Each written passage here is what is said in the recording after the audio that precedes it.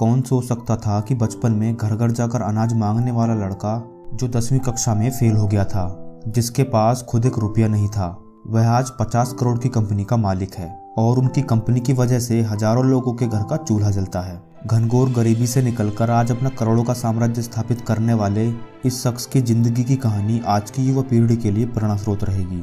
हम बात कर रहे हैं 50 वर्षीय रेणुका राध्या की, जो बेंगलुरु के नज़दीक गोपसंद्रा गांव से ताल्लुक़ रखते हैं। उनके पिताजी राज्य सरकार द्वारा आवंटित एक मंदिर के पुजारी थे। हालांकि इसके लिए उन्हें कोई तयशुदा वित्तीय मदद नहीं मिलती थी। पूजा के बाद वे और उनके पिताजी गांव में घूम घूम कर चावल, आटा और दाल मांगा करते। उस मिले राशन को पास के बाजार में बेचा जाता और मिली रकम से पूरे घर का गुजारा मुश्किल से चलता।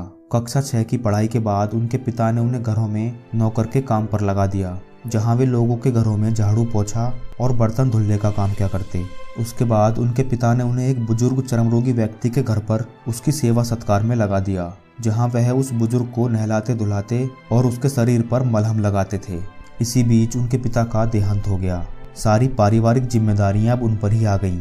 पढ़ाई लिखाई के लिए समय न मिलने की वजह से वे 10वीं में फेल हो गए। उसके बाद उन्हें पढ़ाई छोड़नी पड़ी और रुपये पैसे कमाने के चक्कर में वे एड लैब्स में स्वीपर भी रहे और अलग अलग जगहों पर मजदूरी भी की।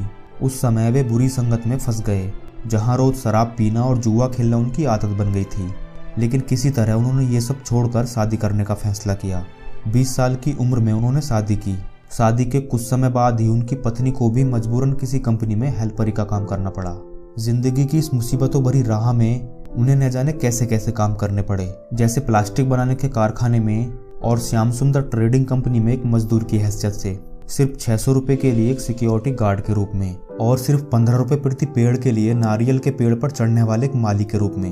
लेकिन उनकी कुछ बेहतर कर गुजरने की ललक ने कभी उनका साथ नहीं छोड़ा और इसलिए उन्होंने कई बार खुद का काम करने का भी सोचा और किसी तरह 30,000 रुपये जोड़े और बैग, फ्रिज और सूटकेस के कवर बेचने का काम शुरू किया। उनकी पत्नी सिलाई करती और वे बाजार जाकर सामान बेचते, लेकिन उनका ये काम नहीं चल पाया और सारा पैसा डूब गया। वो कहते हैं ना कि जब तक असफलता के कांटे पैरों में नहीं चुभते तब तक सफलता के फूल खिल ही नहीं सकते। इसलिए व्यक्ति असफल होने पर नहीं हारता, बल्कि हारता तो तब है जब वह सफलता को प्राप्त करने के लिए प्रयास करना ही बंद कर देता है। अधिकांश लोग असफल होने पर स्वयं को निराशावादी बना लेते हैं, लेकिन जो व्यक्ति अंधेरे पथ में भी स्वयं दीपक बनकर अपनी राह तलाश लेता है, वास्तव में वही इंसान सफल और कर्मठ है। रेणुका के जीवन ने तब जाकर करवट ली जब उन्होंने सब कुछ छोड़कर एक ड्राइवर बनने का फैसला किया। लेकिन उनके पास ड्राइवरी सीखने के भी पैसे नहीं थे। अपनी शादी की अंगूठी गिरवी रखकर उन्होंने ड्राइविंग लाइसेंस प्राप्त किया। उसके बाद उन्हें ड्राइवर का जॉब मिला, लेकिन किस्मत उनके हाथों से एक एक्सीडेंट हो गया और उन्हें नौकरी से निकाल दिया गया। उसके बाद उन्होंने हॉस्पिटल में डेड बॉडी के ट्रांसपोर्टेशन का काम 4 साल तक किया, लेकिन पैसे कम मिलने की वजह से उन्होंने दूसरी कंपनी में काम करने का सोचा, जहां विदेशी पर्यटकों को टूर पर ले जाना होता। विदेशी पर्यटक इन्हें डॉलर में टिप भी देते। रेणुका इन पैसों को जमा करने लगे और इन्हीं जमा पैसों और पत्नी के पीएफ से 2001 में एक पुरानी इंडिका कार खरीदी और फिर उसकी कमाई से 1.5 साल के भीतर ही दूसरी गाड़ी खरीद ली।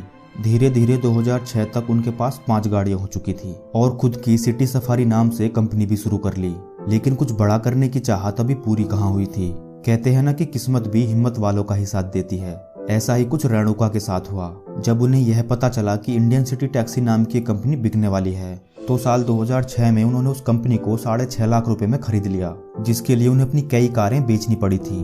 उन्होंने अपनी जिंदगी में यह सबसे बड़ा जोखिम उठाया था, जो आज उन्हें कहां से कहां ले आया। उसके बाद उन्होंने अपनी कंपनी का नाम प्रवासी कैब्स प्राइवेट लिमिटेड रखा, जिसकी आज अलग ही विश्वसनीयता है। साल 2018 तक उन्होंने अपनी कंपनी को चेन्नई और हैदराबाद जैसी बड़े शहरों तक पहुंचाया, जहां उनकी लगभग 1300 कैब चलती थीं। मार्केट में ओला और उबेर जैसी कंपनियां आने के बाद भी उनके कारोबार पर ज़्यादा असर नहीं पड़ा, क्योंकि उनके अधिकतर नियमित ग्राहक हैं और जो उनकी सुविधा से संतुष्ट हैं। दोस्तों, मेहनत और संघर्ष के दम पर कुछ भी हासिल किया जा सकता है। कभी घर घर भीख मांगने वाला बच्चा, बाद में मजदूरी और मामूली सिक्योरिटी गार्ड की नौकरी, और आज की तारीख में 500 करोड़ की कंपनी का मालिक, जो खुद 23 लाख की गाड़ी से चलता है। दोस्तों, संसार के 2 मार्ग हैं, एक में जीत तो दूसरे में हार, एक में खुशी है तो दूसरे में दुख।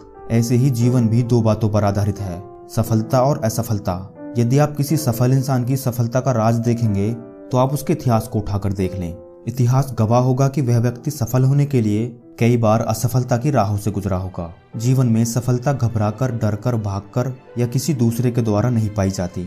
सफलता तो आपके मजबूत इरादों, आपके साहस और अपने आप पर विश्वास करके ही पाई जाती है।